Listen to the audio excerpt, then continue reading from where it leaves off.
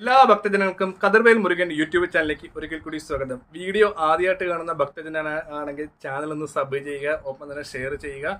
എന്തെങ്കിലും ഡൗട്ടോ കാര്യങ്ങളോ ഉണ്ടെങ്കിൽ കമന്റ് ചെയ്യുക. അപ്പോൾ 2024 വിഷുഫലം മേടമാസം തൊട്ട് മീനമാസം വരെയുള്ള ഫലങ്ങളാണ്. അപ്പം ഇന്നത്തെ നക്ഷത്രം ആയില്യം നക്ഷത്രമാണ്. അപ്പോൾ ആയില്യം നക്ഷത്രക്കാർക്ക് വിഷുഫലം എങ്ങനെയാണെന്ന് നമുക്ക് നോക്കാം. അപ്പോൾ ആയില്യം നക്ഷത്രം മേടമാസത്തിൽ ഇവർക്ക് സാമ്പത്തികപരമായിട്ട് ഒത്തിരി നേട്ടങ്ങളാണ് ഉള്ളത്. അതായത് സാമ്പത്തിക ലാഭം, ഇവർ എന്ത് ജോലിക്ക് പോയാലും സാമ്പത്തിക ലാഭം തീർച്ചയായിട്ടും കിട്ടുന്ന ഒരു മാസമാണ് മേടമാസം. അതായത് നേരത്തെ സാമ്പത്തികം കടപാട്ട് ചോദിച്ചവരൊക്കെ സാമ്പത്തികം കിട്ടും, ഒപ്പം തന്നെ ലോണുകൾ പാസ്സാകും, അനുകൂലമായ സന്തോഷമായ അനുഭവങ്ങളൊക്കെ നമുക്ക് കേൾക്കാനുള്ള ഒരു അവസരങ്ങളൊക്കെ കിട്ടും. നമ്മളെ വെറുത്ത ശത്രുക്കളൊക്കെ നമ്മളെ സ്നേഹിച്ച് വരും, ഒപ്പം തന്നെ നല്ല രീതിയിൽ തന്നെ സാമ്പത്തികപരമായിട്ടുള്ള ഗുണങ്ങളും കിട്ടും. നമ്മൾ ജോലി ചെയ്യേണ്ടി വരുന്ന മേഖലകളിലൊക്കെ സാമ്പത്തിക ലാഭം, ഒപ്പം തന്നെ എല്ലാ കാര്യത്തിലും നമുക്ക് വിജയിക്കാൻ പറ്റുന്ന ഒരു മാസമാണ് മേടമാസം. അപ്പോൾ ഈ ഒരു തടസ്സങ്ങൾ മാറാൻ വേണ്ടി നമുക്ക് ലക്ഷ്മി ദേവി ഇരിക്കുന്ന ക്ഷേത്രത്തിൽ നെയ്വിളക്ക് ഇട്ട് പ്രാർത്ഥിച്ച് നമ്മുടെ തടസ്സങ്ങളൊക്കെ മാറ്റിയെടുക്കാം. ഒപ്പം തന്നെ എല്ലാവിധ ഐശ്വര്യങ്ങളും ഉള്ള ഒരു മാസമാണ് ആയില്യ നക്ഷത്രക്കാരെ സംബന്ധിച്ച് മേടമാസം. ഒപ്പം തന്നെ ഇടവമാസം ആയില്യം നക്ഷത്രക്കാർക്ക് വീട് പണികളൊക്കെ നിലവിൽ തടസ്സപ്പെട്ട് കിടക്കുവാണെങ്കിൽ ആ ഒരു തടസ്സം മാറി വീട് പണിയാനുള്ള സാമ്പത്തികം നാലാദിക്കിൽ നിന്ന് വരുന്നതാണ്. അപ്പം നമ്മൾ വീട് പണിക്ക് ആവശ്യപ്പെട്ട് 1-2 ആൾക്കാരോടൊക്കെ സാമ്പത്തികം ചോദിക്കും. അപ്പോൾ ആ സാമ്പത്തികം ചിലവരില്ലെന്ന് പറയും. ഇപ്പം ഇടവമാസം ആകുമ്പോഴത്തേക്ക് നമുക്ക് അനുകൂലമായിട്ട് വരും. ഇപ്പോൾ ലോണുകളൊക്കെ പാസ്സായി വരും. ഒപ്പം തന്നെ വീടിന് വാസ്തുപരമായിട്ട് എന്തെങ്കിലും ദോഷം ഉണ്ടെങ്കിൽ അതും കൂടെ ഒന്ന് കറക്റ്റ് ചെയ്യുക. ഒപ്പം തന്നെ അടുത്തിരിക്കുന്ന ക്ഷേത്രങ്ങളുണ്ടെങ്കിൽ, കാവുകളുണ്ടെങ്കിൽ അവിടെ എണ്ണ കൊണ്ട് കൊടുക്കുക. അച്ഛൻ വഴി അമ്മ വഴി കുടുംബക്ഷേത്രത്തിലൊക്കെ ഒന്ന് പ്രീതിപ്പെടുത്തിയിട്ട് വേണം, ദൈവങ്ങളെയൊക്കെ ഒന്ന് പ്രീതിപ്പെടുത്തിയിട്ട് വേണം വീട് പണികളൊക്കെ നടക്കാൻ. അപ്പം ഈ ഇടവമാസം ആകുമ്പോഴത്തേക്ക് ആയില്യം നക്ഷത്രക്കാർക്ക് വീട് പണി പുതുക്കി പണിയാനോ ഇല്ലെങ്കിൽ നിലവിൽ വീട് പണി തീരാത്ത ഏതെങ്കിലും സാഹചര്യം ഉണ്ടെങ്കിൽ അതിനൊരു പരിഹാരം തീർച്ചയായിട്ടും കിട്ടുന്ന ഒരു മാസമാണ് ഇടവമാസം. അപ്പം ഇതിന് തടസ്സങ്ങൾ എന്തെങ്കിലും ഉണ്ടെങ്കിൽ നമുക്ക് ചെയ്യാൻ പറ്റും. നമ്മുടെ വീടിൻ്റെ അടുത്ത് ഏത് ക്ഷേത്രമാണ്, കാവാണോ ഉള്ള അവിടെ പോയി യഥാശക്തി വഴിപാട് ചെയ്ത് ആ ഒരു ദോഷങ്ങൾ മാറ്റിയെടുക്കുന്നുണ്ട്. അപ്പോൾ പ്രത്യേകം ശ്രദ്ധിക്കേണ്ട വീട് ആരുടെ പേർക്കാണ്. ചിലവരുടെ അമ്മയുടെ പേർക്കായിരിക്കും, അമ്മൂമ്മയുടെ ഒക്കെ പേർക്കായിരിക്കും. അപ്പോൾ അവരുടെ പേര് വേണം ഈ ഒരു വഴിപാടും കാര്യങ്ങളൊക്കെ ചെയ്യാൻ വേണ്ടി. അപ്പം എന്തിരുന്നാലും ആയില്യം നക്ഷത്രത്തിൽ ഇടവമാസത്തിൽ സന്തോഷിക്കാനുള്ള വക തന്നെയുണ്ട്. ഒപ്പം തന്നെ മിഥുനമാസം നോക്കാം. മിഥുനമാസമായിട്ട് അവർക്ക് ചെറിയ സാമ്പത്തിക ബുദ്ധിമുട്ടുകളൊക്കെ വന്ന് ഭവിക്കും. എൻ്റെ അഭിപ്രായത്തിൽ കടം മേടിച്ച് വീണ്ടും കടക്കാരാകാതിരിക്കുക. കാരണം കടം ഒത്തിരി മേടിക്കുമ്പോൾ നമുക്ക് തിരിച്ചു കൊടുക്കാനുള്ള സാമ്പത്തിക പ്രശ്നങ്ങളൊക്കെ ഉണ്ടാകും.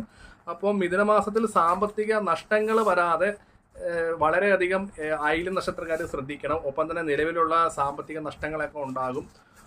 ഒപ്പം തന്നെ പല പ്രശ്നത്തിലുള്ള ബുദ്ധിമുട്ടുകൾ, ചിലപ്പോൾ നമ്മൾ ബിസിനസ് പരമായിട്ടൊക്കെ നമ്മൾ ഉദ്ദേശിച്ച പോലെ ഒരു ലാഭങ്ങൾ കിട്ടത്തില്ല. അതായത് നമ്മുടെ ബിസിനസ് നല്ല രീതിയിൽ പോകും, പക്ഷെ നമ്മൾ ഉദ്ദേശിക്കുന്ന പോലെ നമുക്ക് ലാഭങ്ങൾ കിട്ടത്തില്ല ആ ഒരു കാര്യത്തിൽ നിന്ന്. അപ്പോൾ അതൊക്കെ വളരെ ശ്രദ്ധിച്ച് മിഥുനമാസത്തിൽ ആയില്യം നക്ഷത്രം കരുതലോടെ വേണം മുന്നോട്ട് പോകും. അപ്പോൾ ഈ ഒരു ദോഷങ്ങൾ മാറാൻ വേണ്ടി നമ്മൾ ലക്ഷ്മി ദേവിക്ക് അല്ലെങ്കിൽ ദുർഗാ സങ്കല്പത്തിലുള്ള ദേവിക്ക് അശ്വാരൂഢ മന്ത്രം താമര കൊണ്ട് ചെയ്യുന്നത് വളരെ അധികം ഉത്തമമാണ്. അപ്പോൾ ഈ ഒരു ദോഷത്തിന്റെ കാഠിന്യം മാറി നമ്മുടെ കാര്യങ്ങൾ ഒന്നും കൂടെ സ്പീഡപ്പായിട്ട് നടക്കാൻ വേണ്ടിയാണ് നമ്മൾ അശ്വാരൂഢ മന്ത്രം ചെയ്യുന്നത്. അപ്പോൾ കർക്കിടക മാസം നോക്കാം. കർക്കിടക മാസത്തിൽ ആയില്യം നക്ഷത്രക്കാരൊന്ന് വളരെയധികം ശ്രദ്ധിക്കണം. ഒപ്പം നടന്ന കൂട്ടുകാരും ഇല്ലെങ്കിൽ നമ്മളെ സ്നേഹിക്കുന്നവരൊക്കെ നമ്മളെ ഒന്ന് വഞ്ചിച്ചേക്കാം, അല്ലെങ്കിൽ ഒരു ചതിവ് നടത്തിയേക്കാം. ഞാൻ ഉദ്ദേശിക്കുന്നത് ചിലപ്പോൾ നമ്മൾ എന്തെങ്കിലും കാര്യങ്ങൾ അവർ മറച്ചു വെക്കുക, ഇല്ലെങ്കിൽ നമുക്ക് ഇഷ്ടമില്ലാത്ത കാര്യങ്ങൾ അവർ പ്രവർത്തിച്ച് അവരിൽ നിന്ന് നമുക്കൊരു ഒരു വിദ്വേഷം അല്ലെങ്കിൽ ഒരു ദേഷ്യം ഉണ്ടാക്കുന്ന കാര്യങ്ങൾ കൂട്ടുകാരും സുഹൃത്തുക്കളൊക്കെ ചെയ്യും. അപ്പം നമ്മൾ ചെയ്യേണ്ടത് ഈ കർക്കിടക മാസത്തിൽ ആർക്കെങ്കിലും കൂട്ടുകാർക്ക് ജാമ്യം നിന്നുള്ള കാര്യങ്ങളോ ലോൺ എടുക്കാനോ നമ്മൾ സഹായകരമായ ഒപ്പോ അങ്ങനെയുള്ള കാര്യങ്ങൾ ഇട്ട് കൊടുക്കാതെ നമുക്ക് പിന്നീട് ഒരു പ്രശ്നം ഉണ്ടാകും. നമ്മൾ ആർക്കും കടം കൊടുക്കരുത്.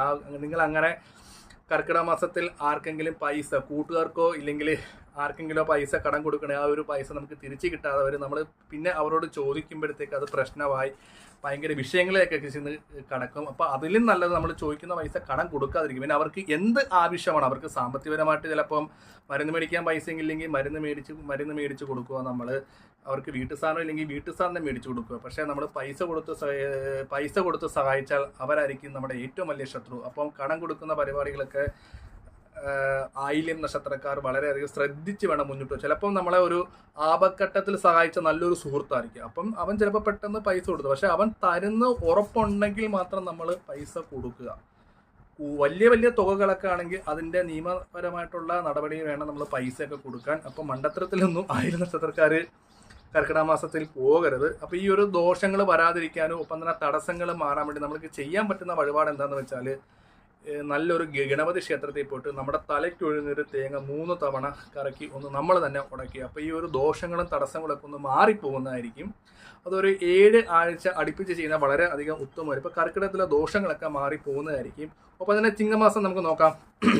ചിങ്ങമാസം ആയില്യം നക്ഷത്രക്കാരെ സംബന്ധിച്ച് സാമ്പത്തിക ലാഭം, ഒപ്പം തന്നെ വസ്ത്രങ്ങൾ ഉള്ള ലാഭം. അതായത് നമുക്ക് ഒത്തിരി നമ്മൾ വിചാരിക്കാത്ത ആൾക്കാർ പോലും നമുക്ക് ഡ്രസ്സ് എടുത്ത് തരും. ഉദാഹരണത്തിന് അമ്മാവൻ ചിലപ്പോൾ ഓണമൊക്കെ അല്ല, അപ്പോൾ ഡ്രസ്സ് എടുത്ത് തരും. അങ്ങനെ ഒരു മാസത്തെ നമുക്ക് വിചാരിക്കാത്ത പോലത്തെ എല്ലാ തുണിത്തരങ്ങളും നമുക്ക് കൂട്ടുകാർ മുഖാന്തരം നമുക്ക് ഒത്തിരി വസ്ത്രങ്ങൾ ലഭിക്കുന്ന ഒരു മാസമായിരിക്കും. ഒപ്പം തന്നെ സന്തോഷമായ അനുഭവങ്ങൾ, സാമ്പത്തിക ലാഭം, ഐശ്വര്യം, നമ്മൾ എവിടെ ചെന്നാലും നമ്മുടെ കാര്യങ്ങൾ നടക്കും എന്നുള്ളൊരു ശുഭവിശ്വാസം നമുക്ക് തന്നെ തോന്നിക്കിട്ടുന്ന ഒരു മാസമാണ് ചിങ്ങമാസം.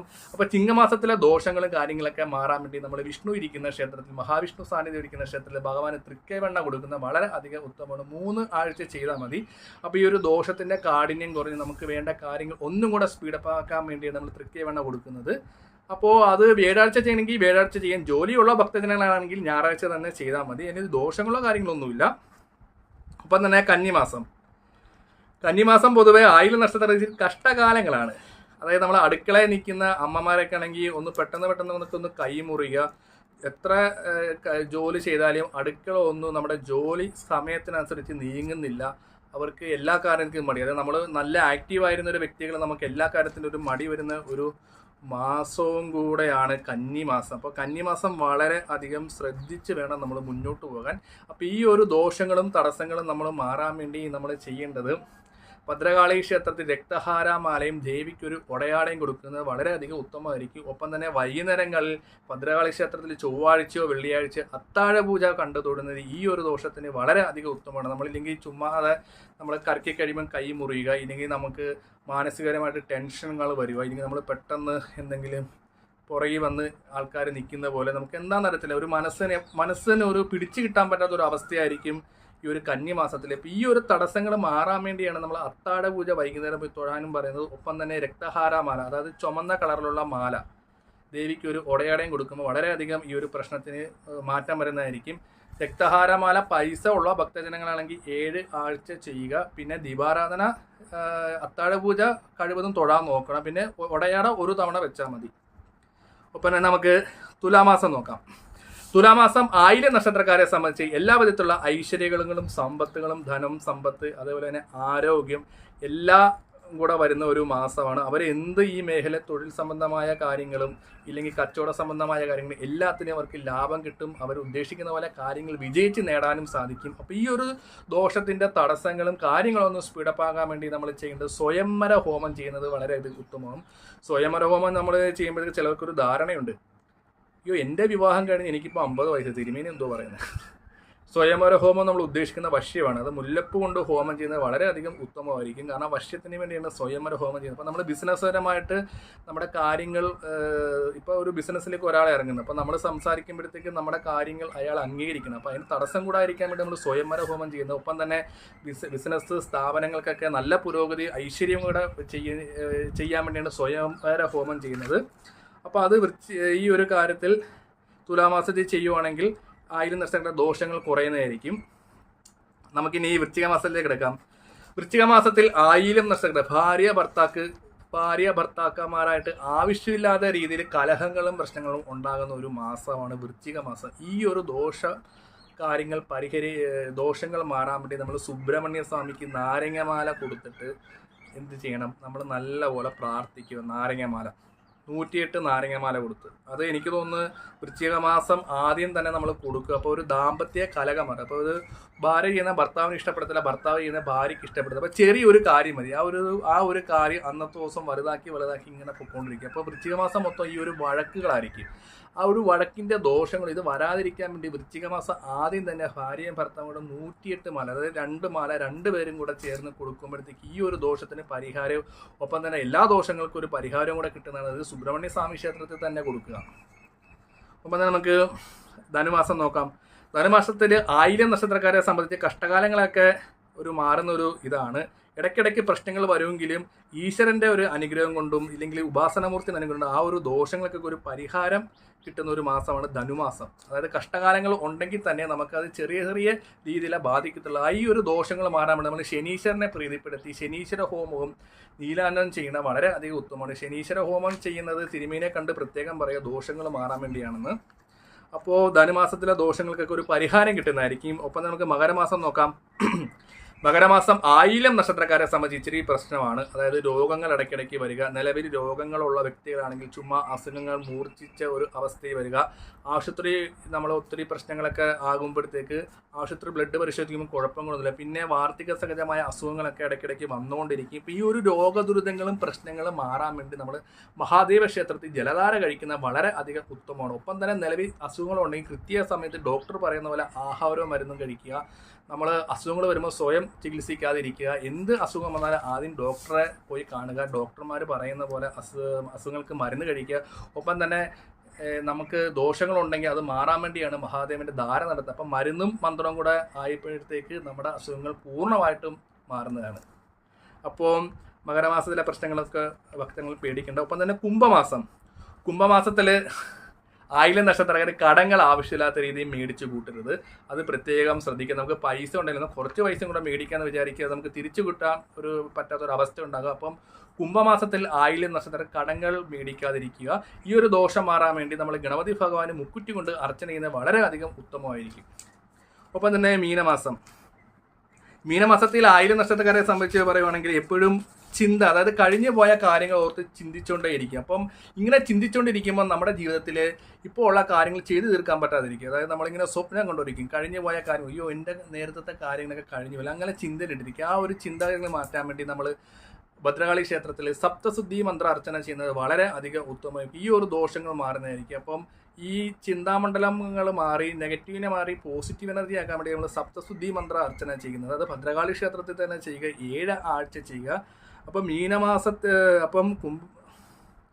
മീനമാസത്തിലെ ഈ പറയുന്ന കാര്യങ്ങൾക്കൊക്കെ ശുഭകരമായി വരുന്നതായിരിക്കും ആയില്യം നക്ഷത്രക്കാർക്ക്. പിന്നെ നിലവിലുള്ള ആയില്യം നക്ഷത്രക്കാർക്ക് ജാതകത്തിലെ നല്ല നല്ല ഭാഗ്യങ്ങൾ അനുഭവിക്കാൻ യോഗം വരാത്തത് നമ്മുടെ വീടിൻ്റെ അടുത്തുള്ള കാവുകളിൽ എണ്ണ കൊണ്ട് കൊടുക്കാതിരിക്കുക, രക്ഷസിന് പാൽപ്പായസം കൊടുക്കാതിരിക്കുക, അച്ഛൻ വഴി അമ്മ വഴി കുടുംബക്ഷേത്രം ഉണ്ടെങ്കിൽ അവിടെ പോയി തൊഴാതിരിക്കുക. ഈ ഒരു കാര്യങ്ങൾ ചെയ്യാതെ നമ്മുടെ ജാതകത്തിലെ നല്ല ഭാഗ്യങ്ങൾ നമുക്ക് അനുഭവിക്കാൻ പറ്റത്തില്ല. ഒപ്പം തന്നെ നല്ല ഭാഗ്യങ്ങളുണ്ടെങ്കിൽ ഇവരുടെ ദോഷം കൊണ്ട് അതൊരു മാറിഞ്ഞു പോകുന്നതായിരിക്കും. ഒപ്പം തന്നെ നമ്മുടെ വീടിൻ്റെ അടുത്തുള്ള കാവിനെ നമ്മൾ ബഹുമാനിക്കുക, അവിടെ രക്ഷസുണ്ടെങ്കിൽ അവിടെ പോയി പാൽപ്പായസം കൊടുക്കുക, അച്ഛൻ വഴി അമ്മ വഴിയുള്ള കുടുംബക്ഷേത്രത്തിൽ പോയി ദർശനം നടത്തുക മാസത്തിൽ ഒരു തവണ എങ്കിലും. ഒപ്പം തന്നെ നമ്മുടെ ദേശദേവതയും പ്രീതിപ്പെടുത്തുക. ഇത്രയും കാര്യങ്ങൾ ഉണ്ടെങ്കിൽ മാത്രമേ നമ്മുടെ ജാതകത്തിലെ നല്ല നല്ല കാര്യങ്ങൾ നേടാൻ പറ്റത്തുള്ളൂ. ഒപ്പം തന്നെ നമ്മൾ ഏത് ഈശ്വരനെ വിശ്വസിക്കുന്ന ആ ഈശ്വരൻ്റെ ബലത്തോടു കൂടി ആയില്യം നക്ഷത്രക്കാർക്ക് വിഷുഫലം എപ്പോഴും നല്ല കാര്യങ്ങളെന്ന് ഉറച്ച് വിശ്വസിക്കുക. നെഗറ്റീവുകളും ദോഷങ്ങളും എന്നെ ബാധിക്കത്തില്ല. എൻ്റെ കൂടെ ഞാൻ വിളിക്കുന്ന ഈശ്വരൻ്റെ സങ്കല്പം ഉണ്ടെങ്കിൽ ആ ഈശ്വരൻ്റെ ചൈതന്യം ഉണ്ട്. ആ ഒരു വിശ്വാസം നമുക്ക് എപ്പോഴും കൂടെ ഉണ്ടാകണം. അപ്പോൾ വീഡിയോ ഇഷ്ടപ്പെട്ടെങ്കിൽ ലൈക്കും ഷെയറും കമൻറ്റും ഒക്കെ ചെയ്യുക. ഞാൻ മറ്റൊരു വീഡിയോ വരുന്നതാണ്. നമസ്കാരം.